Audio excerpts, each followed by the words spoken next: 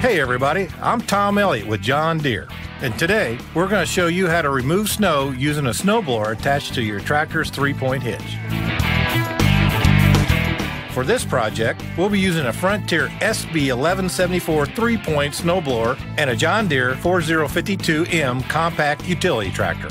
We're also using a D175 loader and a 73-inch materials bucket for balance, and because they're two of the most useful tools you'll ever have around your place. We also added an iMatch quick hitch to our tractor, which makes hooking up our snowblower as easy as possible. After locking down the snowblower on the iMatch, make sure it's level front to back by adjusting the top link if necessary.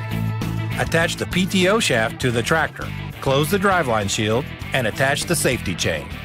And adjust both skid shoes to provide about an inch of ground clearance to help protect the snowblower and the surface you're clearing.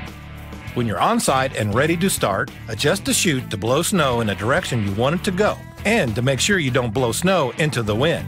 Then adjust the deflector angle for blowing snow the preferred distance.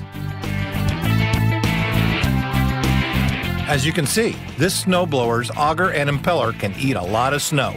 But the key is maintaining a steady, moderate speed so the snowblower can handle all the snow you want removed without becoming overloaded. And when you're done, always clean out the auger, impeller, and chute thoroughly.